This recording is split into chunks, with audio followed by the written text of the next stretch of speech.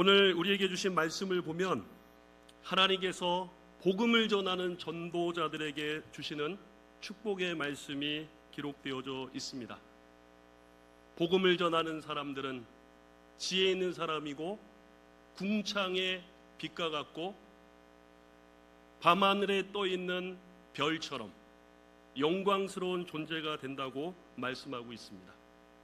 저는 이 말씀을 보면서 전도가 얼마나 큰 축복인지를 다시 한번 기억하게 되었습니다. 전도는 한편으로는 부담이지만 또 한편으로서는 하나님의 축복이 숨겨져 있는 것입니다. 여러분들이 전도하면 하나님이 여러분들을 축복하시고, 교회가 전도하면 하나님이 교회를 축복하시는 놀라운 역사가 일어나게 될 줄을 믿습니다.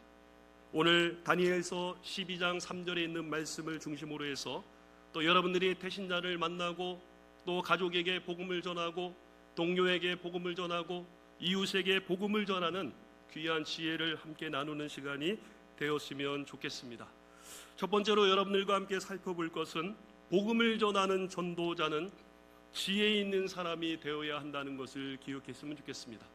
하나님의 말씀을 전하는 사람들, 예수 그리스도의 생명을 전하는 사람들은 지혜로운 전도자가 되어야 한다는 것을 기억하시기를 바랍니다.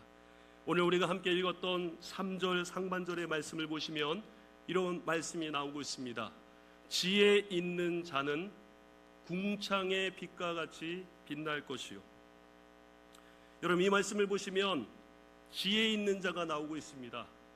지혜 있는 자, 이 지혜 있는 자가 궁창의 빛과 같이 빛날 것이라고 말하고 있습니다. 우리가 성경을 보면 지혜로운 사람이 있어요. 어떤 사람이 지혜로운 사람이냐면 하나님을 사랑하는 사람이 지혜로운 사람이에요. 어떤 사람이 지혜로운 사람이냐면 여호와를 경외하는 사람이 지혜로운 사람이에요. 어떤 사람이 지혜로운 사람이냐면 말씀을 의지하는 사람이 지혜로운 사람이에요. 또 어떤 사람이 지혜로운 사람이냐면 기도하는 사람이 지혜로운 사람이에요. 근데 여러분, 오늘 다니엘서 12장 3절의 말씀을 보면 지혜 있는 사람이 또 누구냐? 하나님의 말씀을 전하는 사람이 지혜로운 사람인 줄 믿습니다. 여러분, 오늘 12장 3절 중반절에 보게 되면 지혜 있는 사람은 궁창의 빛과 같이 빛날 것이라고 말씀하면서 이 지혜 있는 사람, 궁창의 빛과 같이 빛나는 사람이 누구냐면 많은 사람은 옳은 대로 돌아오게 한 자라고 말하고 있습니다. 옳은 길로 인도하는 사람, 곁길로 나가 있는 사람을 옳은 길로 인도하는 사람, 그 사람이 바로 지혜로운 사람이라고 말하고 있습니다. 그 지혜로운 사람이 누구예요? 복음을 전하는 전도자인 줄을 믿습니다. 그래서 오늘 여러분들은 다 지혜 있는 사람이에요. 다 지혜를 받은 사람이에요. 하나님이 지혜롭게 여겨주는 사람이 저와 여러분인 줄을 믿습니다. 그래서 우리는 지혜가 있기 때문에 복음을 전하는 것입니다. 지혜가 있기 때문에 하나님을 증거하는 것입니다. 지혜가 있기 때문에 예수 그리스도의 죽음과 예수 그리스도의 복음을 전하는 사람이 된다는 사실인 것입니다. 그런데 여러분, 이렇게 지혜 있는 사람, 복음을 전하는 지혜 있는 저와 여러분들이 복음을 전할 때 어떻게 전해야 되냐면 지혜로움을 가지고 전해야 될 줄을 믿습니다. 여러분, 전도라는 것은요, 지혜가 필요합니다. 우리가 전도할 때 지혜가 있어야 돼요. 지혜가 있으면 전도의 문이 열리고, 지혜가 없으면 전도의 문이 닫힐 때가 많이 있다는 거예요. 여러분, 지혜가 없는 사람들은 전도하다가 논쟁합니다. 지혜가 없는 사람은 전도하다가 다툽니다. 지혜가 없는 사람은 전도하다가 싸우기도 합니다. 지혜가 없는 사람은 전도하다가 하나님의 영광을 가리는 사람이 있다는 것을 알게 되는 것입니다. 여러분, 제가 대학교 1학년 때 아주 오래된 이야기지만 아직도 잊지 못하는 한 사건이 있습니다. 제가 인천에 살았기 때문에 학교를 가기 위해서 1호선을 타고 서울 쪽으로 나가고 있었어요. 부평 쪽에 왔더니 한 아저씨가 양복을 입고 지하철을 탔어요. 그 시간이 7시 한 20분 정도 되었어요. 아침에 출근 시간이니까 사람들이 얼마나 많아요. 지하철에 사람이 10,000원이에요. 그런데 그 틈을 뒤집고 들어와서 사람들을 제치면서 이렇게 외칩니다. 예수 안 믿으면 불지옥에 갑니다. 깜짝 놀랐어요. 사람들이 다 손잡이를 잡고 이렇게 있는데 그 사람들이 바글바글한 데를 비집고 들어가면서 예수 안 믿으면 불지옥에 떨어집니다. 그러니까 어떤 옆에 계신 아저씨가 얘기합니다. 조용히 좀 해요. 그러니까 얘기해요. 마귀가 들었군.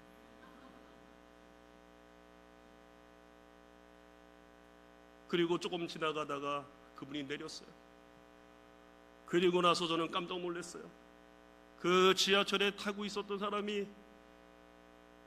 예수 믿는 것들 저래서 안 돼. 예수 믿는 사람들 저렇게 매너가 없어. 제가 들어보니까 틀린 게 하나도 없어요. 예수 안 믿으면 불지옥 가는 건 맞지요? 예수 안 믿는 사람들 마귀의 자식 맞지요? 신학적으로 들어보면 틀린 것이 하나도 없어요. 그런데 지혜가 없다 보니까 복음을 전하려는 선한 마음은 있었지만 그분을 통해 오히려 복음의 문들이 닫혀지고 하나님의 이름이 친송을 받기는커녕 믿지 않는 사람들에게 하나님의 이름이 욕을 받는 일들을 경험하게 되었습니다. 사랑하는 성도 여러분, 여러분들도 삶의 자리에서 전도를 하고 있습니다. 복음을 전하고 있습니다. 근데 여러분, 복음을 전하는 것 귀하고 소중한 일이지만 복음을 전할 때 예수 믿는 사람으로서의 매너와 예수 믿는 사람의 지혜를 가지고 하나님의 복음을 선하게 증거할 수 있는 저와 여러분들이 되시기를 주의 이름으로 축복합니다.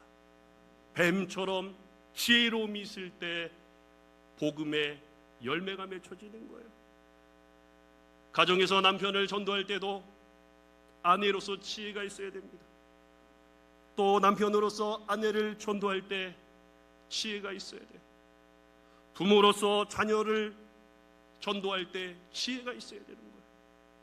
그러므로 여러분들, 오늘 하나님께서 지혜 있는 자는 궁창의 빛처럼 밝아진다고 하신 것처럼 늘 영혼들을 위해서 하나님 앞에 지혜를 구하는 저와 여러분들이 되시기를 주의 이름으로 축복합니다. 지혜 있는 사람이 복음을 선하게 전하는 축복자가 된다는 거예요. 두 번째로 여러분들과 함께 살펴볼 것은 전도라는 것이 무엇이냐? 사람을 옳은 대로 인도하는 일이라는 사실이에요. 저는 이 말씀을 보면서 전도가 이런 거구나. 전도가 예수를 전하고 신앙생활을 하기를 권면하는 것도 있지만 전도의 더 중요한 본질은 사람을 옳은 길로 인도하는 일이라는 것을 발견하게 되었습니다. 여러분 3절 중반절에 있는 말씀을 보시기 바랍니다. 많은 사람을 옳은 대로 돌아오게 한 자라고 말하고 있어요. 여기서 옳은 데라는 말은 히브리 말로 차다크라는 단어예요.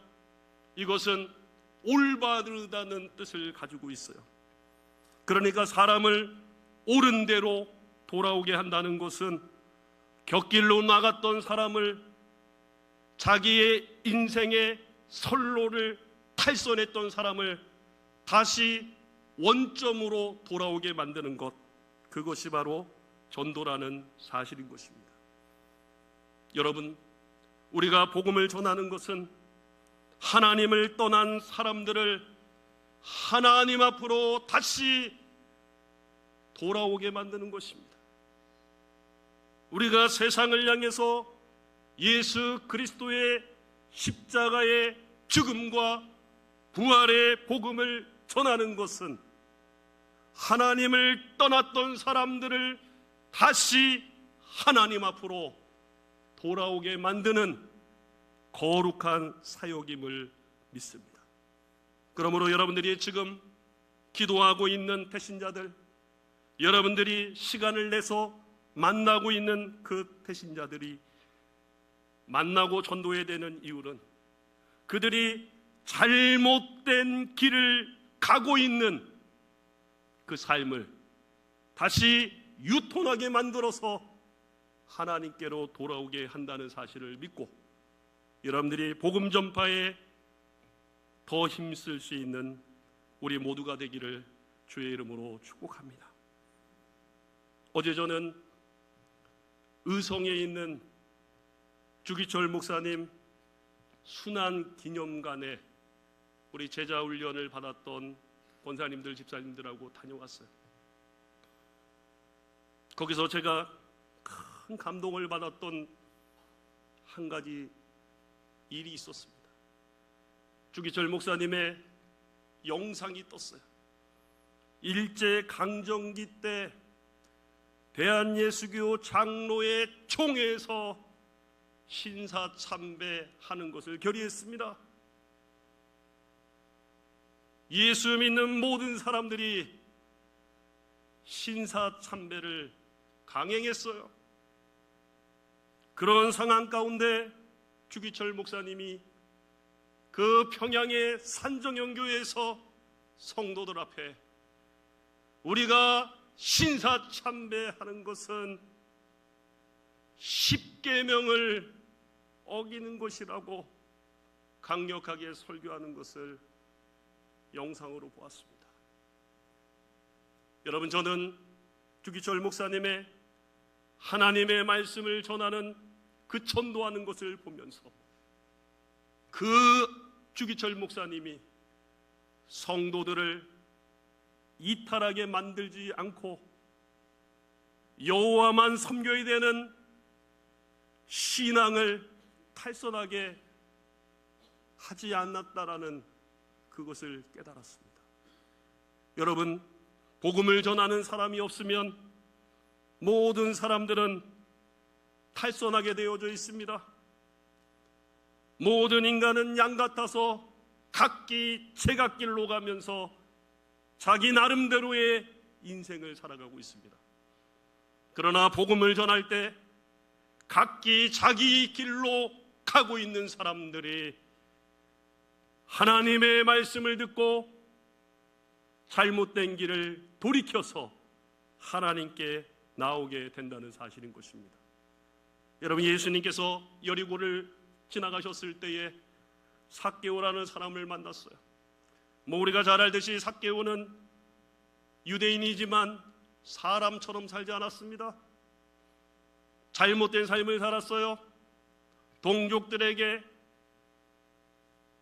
혈세를 착취해서 자기의 부를 쌓고 살았어요. 그리고 동족을 버리고 로마의 앞잡이가 되어서 자기 출세만을 위해서 살았던 사람이에요. 그렇게 잘못된 인생을 살았던 삭개오가 예수님을 만나서 삭개오야 돌무화과 나무에서 내려오라 하시는 주님의 말씀을 듣고 주님을 자신의 집에 영접하고 주님을 통해서 생명의 말씀을 듣고 자기의 삶을 돌이키고 이웃에게 빼앗았던 물질도 4배를 갚는 완전히 달라지는 인생을 살게 되었다라는 거예요. 여러분, 삭개오가 예수님을 만나지 않았더라면 그의 삶은 돌아올 수 없었어요. 삭개오가 예수님을 만나지 않았더라면 그는 더 타락의 길을 걸어갈 수밖에 없었어요. 그러나 삭개오가 예수님을 만났을 때 그는 하나님이 창조하신 인간의 형상을 회복하고 하나님과 영적인 관계가 회복되어져서 하나님을 섬기는 피조물로서 아름다운 인생을 살게 된 줄을 믿습니다. 사랑하는 성도 여러분, 전도는 탈선한 사람을 복음 앞으로 인도하는 것입니다. 하나님을 떠난 사람을 하나님께 돌아오도록 만드는 것이 우리가 전하는 복음이요, 우리가 실행하고 있는 전도임을 믿습니다. 그러므로 사랑하는 성도 여러분, 여러분의 삶에서 입술을 여시기를 바랍니다. 여러분들이 삶으로 복음을 나누어야 될 줄을 믿습니다. 우리가 침묵하고 있으면 옳은 대로 사람들이 돌아올 수 없습니다. 저기 불이 있으면 불났어요, 피해야 됩니다라고 외치는 것처럼 예수님을 믿지 않고 살아가는 사람들은 하나님의 진노를 받아서 영원한 심판을 받게 되는 것입니다. 그들을 향해서 여러분들이 1년 365일 전도하는 삶을 살아야 되겠지만, 특별히 교회적으로 복음을 전하는 특별한 기간을 만들어 놓았을 때 여러분들이 입술과 삶을 통해서 잘못된 길을 걷고 있는 영혼들을 바른 길로 인도할 수 있는 저와 여러분들이 다 되시기를 주의 이름으로 축복합니다. 마지막으로 전도는 별처럼 빛나는 영광스러운 일이라는 사실을 기억할 수 있기를 바랍니다. 다니엘서 13장 12장 3절 말씀을 보면 이렇게 써 있습니다.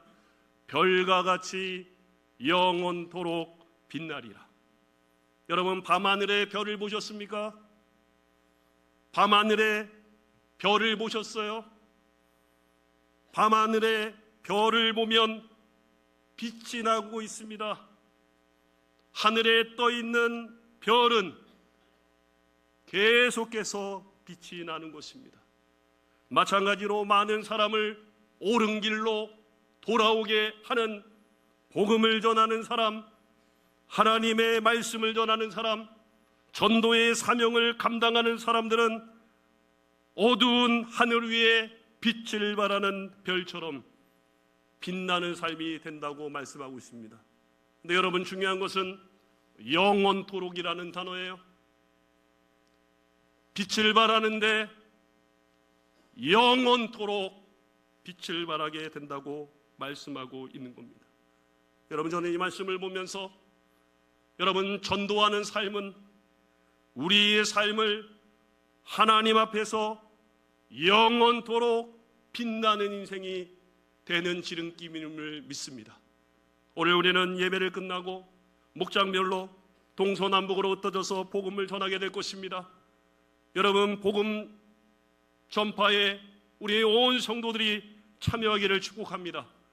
여러분들이 복음을 전할 때 다니엘서 12장 3절에서 하나님 말씀하십니다.